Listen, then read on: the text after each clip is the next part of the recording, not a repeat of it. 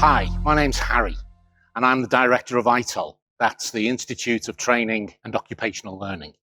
And it's my privilege to be your guide and your host through this series of short films that we put together. And it's entitled The Master Trainer. As an institute, our purpose is to help you be the best that you can be. And we want to use these films to enable you to rethink and re-examine some of the tools and techniques, the theories and the models that we use in our profession of training. So let's begin. Maybe I could encourage you to maybe cut everything away down to ground level, and let's have a look at some of the roots that allow the bloom of master trainer to appear. Let me start off by asking you a very simple question, and it's this: what is training? What is training? I'm sure there are as many answers to that as there are trainers in the world. Everybody will have their own view on it. And of course, all of those views carry an element or a facet of the truth. However, for our purposes, I want to just give you one word to focus on, and that word is process. Training is a process. In other words, training is a series of activities that, put together in the right way, enable your learner to have a high-quality learning experience. And that, of course, is the hallmark of being a master trainer. And I want to start off at this place because we've noticed over the years that trainers have a tendency to be what we would call event-focused.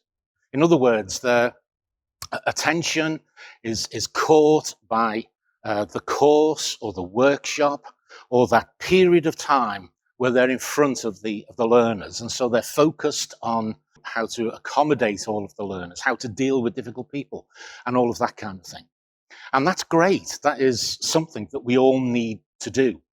However, a master trainer understands that the process of training starts a long way before the event and continues a long way after the event. And that the whole journey, if you like, is a process where all of the elements need to be in place and all of the elements need to be put together in the right way that will produce what I've already called a high-quality learning environment. So the first thing is that training is a process. So if that's what training is, maybe the next question we should ask is, what's the purpose of training? Why train? And again, I'm sure, there are lots of answers floating around heads at this moment in time. But again, I want to give you just one word. And I think this is the fundamental word, the word that holds everything together. And the word is this: change. So training is a process that brings about change. In other words, after a learner has gone through your process, something has to be different. Something has to have changed. There needs to be a different understanding of knowledge, a different level of knowledge after they've been with you. There needs to be a different level of skill after they've been with you, a different attitude, whatever. But something has to be different. Something has to change. You may say, well, okay, what kind of change are you talking about? Where is this change taking place? And so I want to suggest that there are really only 4 areas that, as an L&D professional, we can look for change in. And to help you remember that, I want to give you an acronym that I was given when I was a real rookie trainer many, many years ago. And the acronym is an acronym called BASK, B-A-S-K. So what do we mean when we talk about BASK? I guess that you can guess the answer to this as I go through it. I'll work from back to front. So the K of BASK stands for knowledge. So in other words, the change needs to occur within the realm of knowledge. They need to know something different, something that's going to help them after they've been with you that they didn't know before they came to you. So the K is knowledge. The S, you're way ahead of me, I know. The S stands for skill. They need to be able to do something different. They may need to do something better to a higher quality, but they need to do something different, something that they couldn't do before they were with you. The A is a little bit more obscure. maybe, but it stands for attitude. In other words, they need to have a different feel about what they're doing. They need to have a more positive feel, a better attitude to what they're doing after they've been with you than before they were with you. And the B, again, there's only one area left, isn't there, really? And B stands for behavior. And we need to be able to observe a different style, a different type of behavior after learning than we saw before learning. So training is a process that brings about change in the areas of behavior, attitude, skill, and knowledge.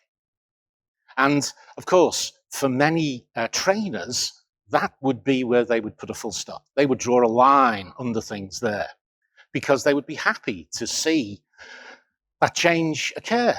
And in many of the ways that we evaluate our training, we focus on those kind of things. We focus on what we could do better to bring about that change.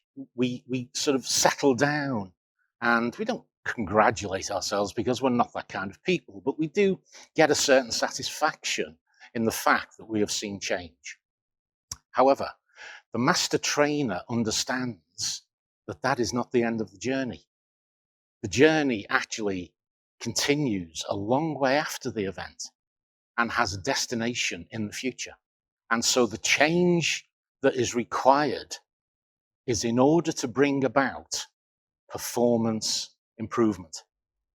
In other words, the process of training has to be able to demonstrate quite clearly that after the process of training has finished, there is a clear, demonstrable, observable change in performance. And that performance needs to be improved. So there we have it. That, in my opinion, is the roots of everything we do. The trainers and the challenge that trainers have faced is how can we ensure that what takes place in the training room is actually transferred back into the workplace? And that's a question we've struggled with for years and years and years. The master trainer makes that their goal. That's what they're about.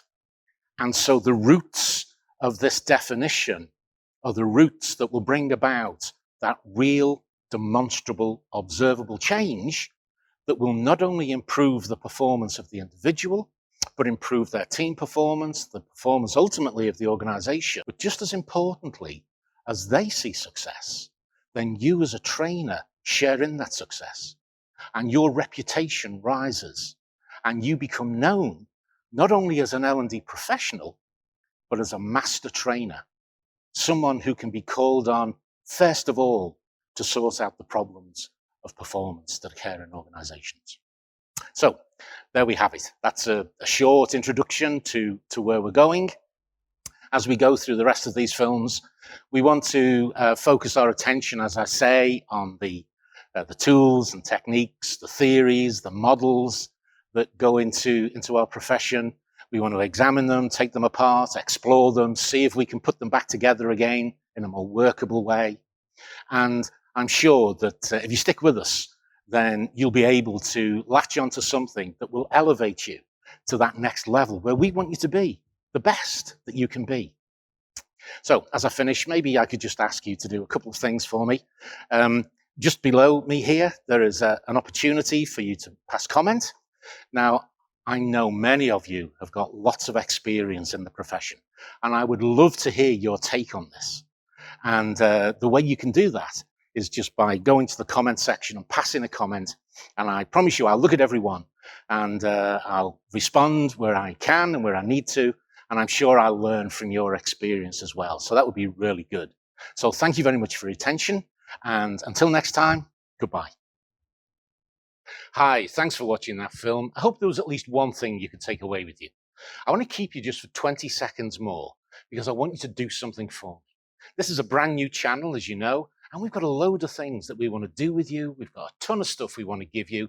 The only thing is YouTube needs you to subscribe, and they will then allow us to do the stuff we want to do. Red button down to the right-hand side, click it, all done. Please subscribe. The sooner you subscribe, the sooner we can do great stuff with you. Thanks.